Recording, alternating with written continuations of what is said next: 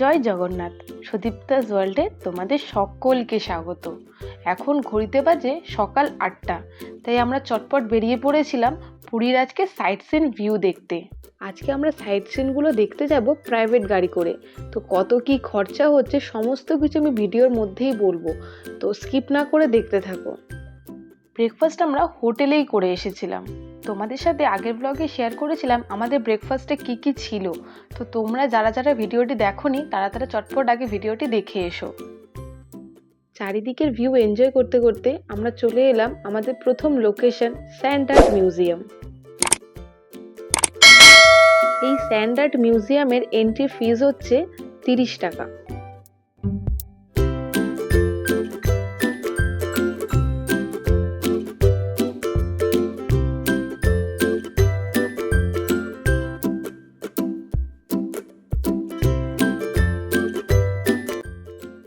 ঢোকার পরে আমি যখন আর্টগুলো দেখি আমি পুরো অবাক হয়ে যাই, মানে এত সুন্দর সুন্দর আর্ট, বালি দিয়েও সম্ভব। তোমাদের কেমন লাগছে?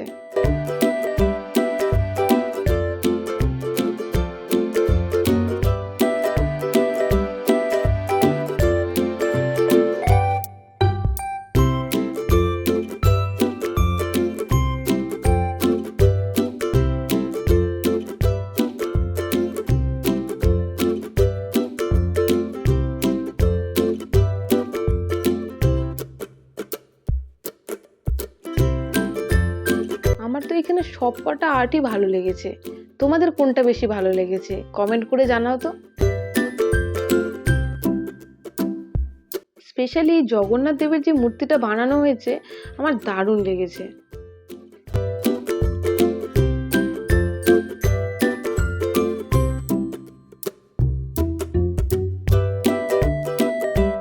হাতে সময় খুবই কম ছিল, তাই দেরি না করে আমরা বেরিয়ে পড়েছিলাম আমাদের পরবর্তী লোকেশনে। চলে এসেছে আমাদের পরবর্তী লোকেশন চন্দ্রভাগা বিচ, কিন্তু আমরা নামিনি কারণ এতটাই রোদ ছিল আর হাতে সময় খুবই কম ছিল, কারণ এখানে সব জায়গাগুলো 5টার পর বন্ধ হয়ে যায়, তাই আমরা নামিনি, চলে গেছিলাম আমাদের পরবর্তী লোকেশনে। চলে এসেছি আমাদের পরবর্তী লোকেশন কোনারক সান টেম্পল। পুরী থেকে প্রায় 34 কিলোমিটারের দূরত্ব, ঘড়ির কাঁটায় প্রায় 1 ঘন্টা সমান। এই মন্দিরটি একটি বিশাল রথের আকারে তৈরি, যেখানে 12টি বড় বড় চাকার মাধ্যমে সূর্য দেবতার রথের চিত্র দেখানো হয়েছে। আর এই যে দেওয়ালের গায়ে অসংখ্য চিত্র খোদাই করা আছে, তখনকার দিনে দেবদেবী, মানুষ, নৃত্য, শিল্প সমস্ত কিছু চিত্রের মাধ্যমে এখানে খোদাই করা আছে। কোনারক সান টেম্পলকে অনেকে আবার কালো মন্দির নামেও জানেন। এই মন্দিরে কোনো পুজো হয় না। এই মন্দিরের অনেক ঐতিহাসিক কাহিনী আছে। তোমরা যদি ডিটেলসে জানতে চাও, দেখবে মন্দিরের আশেপাশে অনেক গাইড আছে, তাদের কাছে তোমরা পুরো ডিটেলসে জানতে পারবে। তার জন্য কিছু পে করতে হবে। এখান থেকে আমরা বেরিয়ে পড়েছিলাম আমাদের পরবর্তী লোকেশনে। রাস্তায় যেতে যেতে আমরা বরযাত্রীর গাড়িও দেখে নিলাম। উড়িষ্যায় এইভাবেই বিয়ে হয়।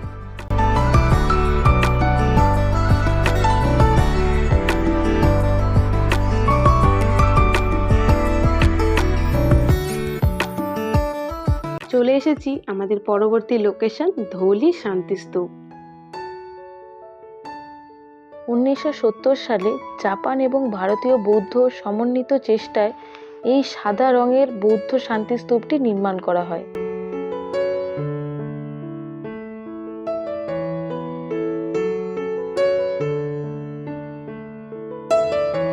ধৌলি শান্তিস্তূপকে অনেকে আবার ধবলগিরি নামেও চেনেন। এখানে ঢোকার জন্য কোনো এন্ট্রি ফিস লাগে না।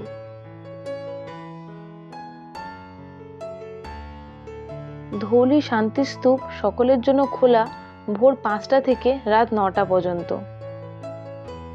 শান্তিস্তূপের চারিদিকে আছে 4টি বিভিন্ন আকারে বৌদ্ধ মূর্তি। দেখতে দেখতে ঘড়ির কাঁটায় 4টে বেজে গেছিল, তাই জন্য আমরা লাঞ্চটা তাড়াতাড়ি করে নিয়েছিলাম। লাঞ্চ করার পর আমরা চলে গেছিলাম আমাদের পরবর্তী লোকেশনে। এখন আমরা এসে গেছি নন্দনকানন জুওলজিক্যাল পার্কে। এই নন্দনকানন জু সকলের জন্য খোলা সকাল 8টা থেকে সন্ধ্যা 5টা পর্যন্ত। আর এন্ট্রি ফিজ হচ্ছে অ্যাডাল্টের জন্য 50 আর চিলড্রেনদের জন্য 20।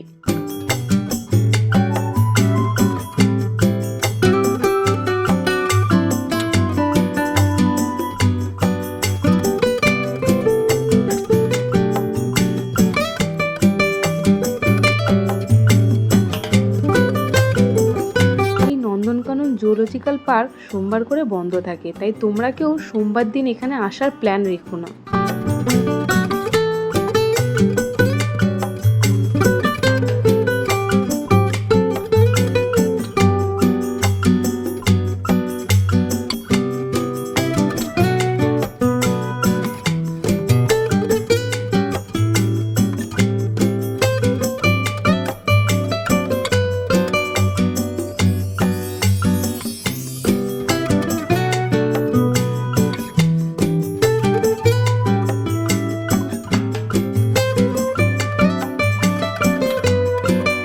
তোমাদের আমার পুরীর ভিডিওগুলো কেমন লাগলো অবশ্যই আমাকে কমেন্টে জানাবে।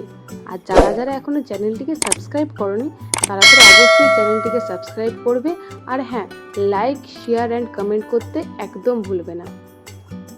এই নন্দনকাননে জঙ্গল সাফারির ব্যবস্থা আছে।